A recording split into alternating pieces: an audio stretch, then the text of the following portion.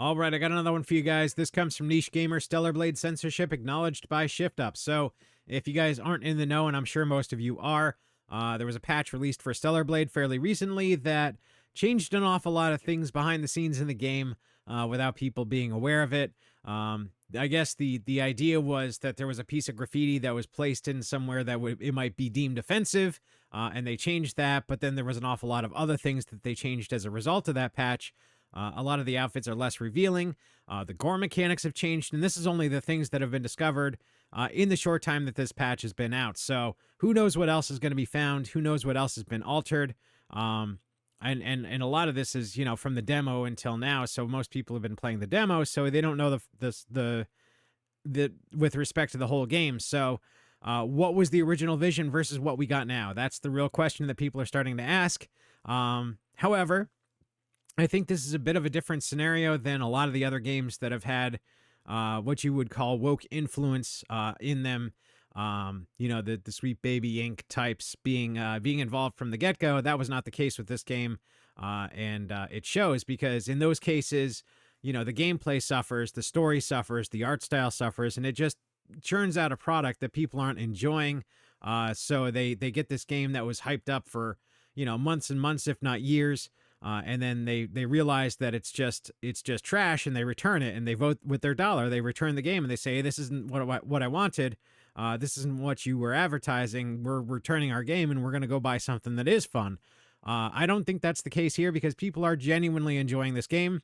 The story is good. The art style is excellent. Everything in that respect is lined up. It's just that this thorn in the side of this game that was supposed to be and is on record from Shift Up saying it was going to be uncensored in all regions is all of a sudden now censored in respect to outfits, gore mechanics, and what have you. So that's a bit of a thorn in the side to an otherwise enjoyable game as opposed to a game that is hyped up to be this great and wonderful thing, and it comes out and it's complete trash. The art style is garbage and what have you. So I think the outcome's going to be different too. I see a lot of petitions going around, or at least a petition that's being shared a lot, and I think that is probably the appropriate route to go, is to petition them to re-uncensor the game, get it back to its original intention, and get that game out in people's hands, because that's the game that we really want to play.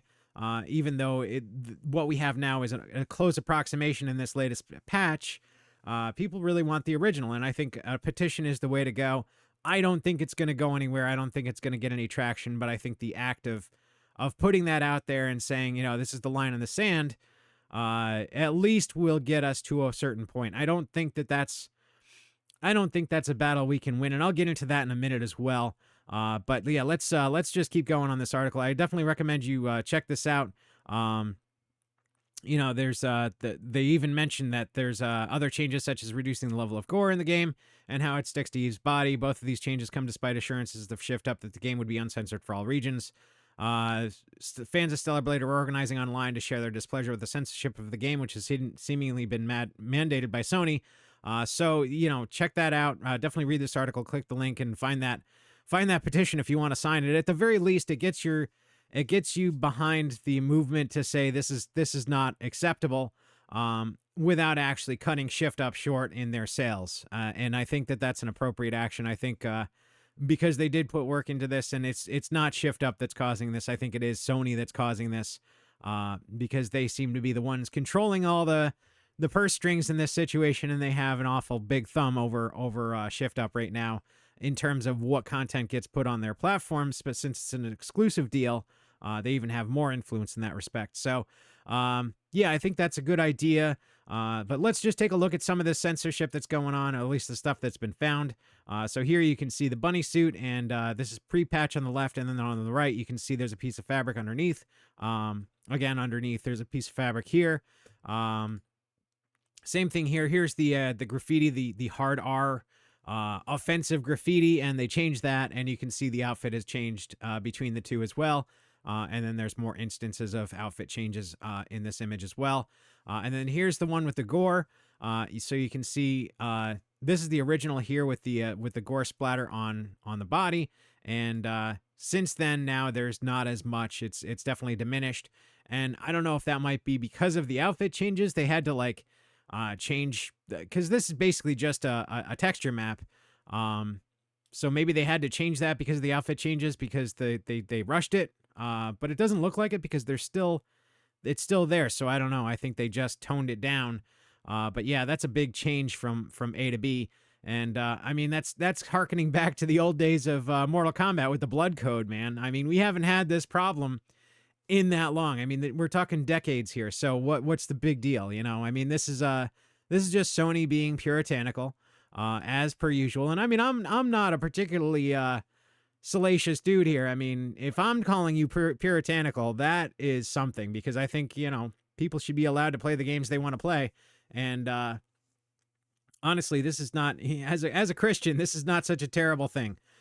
So, you know, if I'm saying that, you know, you gotta realize, like, this is not the fight you should be fighting, Sony. Anyway, what I think though ultimately is this is not a winnable battle, but it's worth fighting the fight in terms of like the petition, signing the petition for sure, because it does lend credence to the fact that people are willing to support a game that's well written, even if there is a little bit of wokeness to it, like this censorship, as long as it's a good game. And it also says, like, we want the game that you want to make. We want the original intention. We don't want people messing around with it after the fact, and we don't approve of Sony messing with the developers in these respects to try and censor things that the developer wanted to put in there in the first place. So that's important. However, in the long run, I don't think this is going to change things. I think that being an exclusive deal, especially, is a nasty situation to be put in, and I think that is the thing that needs to change long term. And I think it is going to change. It's going to take a long time to do, and I think consoles are going to be the last to change it, simply because of the nature of consoles. I mean, you can see a lot of people talking about, like, oh, well, you know, I warned you guys, and you better get the physical disc. This is what this guy's saying on the right here. That, you know, don't patch it. Just don't patch it and play the original. However, that's a limited thing, because I mean, they own the console, so there's nothing technically stopping them from saying you can't play the game until you patch it. And that's the same with Steam or any other platform as well. However, I think in the realm of PC, you know, you own the hardware and it is your hardware. So Steam has a little more of you bought it, you own it kind of mentality. GOG especially does with their DRM free stuff. I mean, you really can just buy and download a game, put it on a disc, keep it forever, and no matter how many patches come out, you can go and play that game because there's no DRM in it. So you do have that power in GOG, at least the GOG ecosphere, more so than Steam or Epic or any other PC platform, and especially more than consoles, because consoles have this ownership mechanic over top of you. So there is technically an ability there. Certainly they're not doing it now, but they could down the road, of saying, well, you put the disc in, but you have to go download this patch because this is you know, this is dangerous for your console, and we won't let you play it unless you patch it, right? So all of a sudden now you can't even play the original game, simply because of that. So, you know, that's the danger of always online connected consoles and games that have to have an online component even when they're single player games. It's a bad road to go down, and we are well down that road right now, and I think it's going to take a long time to reverse course on that, or at least change direction. And a lot of that is going to be indie, I think. I think indie AA, we have a growing AA industry here that is starting to compete on the same level as AAA because of the changes that AAA has made over the years, and the rot that has been happening in AAA for a number of years now. And so it's good to see, and it's going to continue on. But I think that the biggest thing that's going to change, and this is going to be the hardest thing to change, is to get rid of this publisher exclusive console methodology of developing games, where the publisher is basically footing the entire bill for the game. You've got this huge budget with all this great tech and all these great people. However, you're under the thumb of the studio, and the studio can tell you exactly what to do, and they have taken that and ran with it and become activistic with it, and that's the biggest problem. It used to be that studios were more interested in getting a good product to make themselves money than making a product that's not going to offend people, and that's changed a lot in the industry. especially since the whole ESG investment capital and investment capital has gotten into the scene and tried to change things there. And now it's more about getting that investment capital than actually making a game that's going to make money. And again, with the economic downturn, that is changing. However, it's not changing fast enough, and I think that it's going to be an uphill battle to get that changed. And I think the uphill battle is going to be fought by small studios who can make small games that don't cost a ton of money, that they can foot the bill themselves.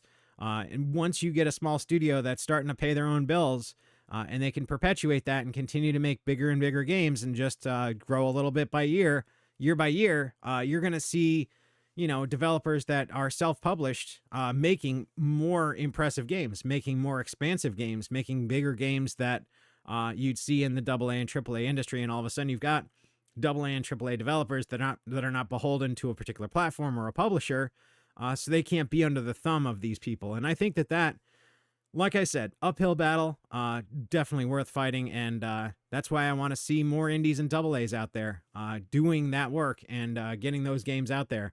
And I think people are ready for it. I think we're at a point now where we're getting to the state where AAA games are bad enough that a moderately competent indie game can outdo them in terms of art style and creativity and gameplay. And so, we're getting to that point, and I think that's going to be the war. I think that's going to be the big battle, is indie and AA that are going to make games that people want to play, that are going to fight the good fight and beat out AAA. So, I don't know. That's what I got for you guys. I guess it's a little philosophical for a Stellar Blade got censored video, but that's what I got. So let me know what you guys think in the comments about this whole censorship thing. Do you think indies and AAA or indies and AAs will take over the industry or not? Let me know in the comments, and I will talk to you guys later.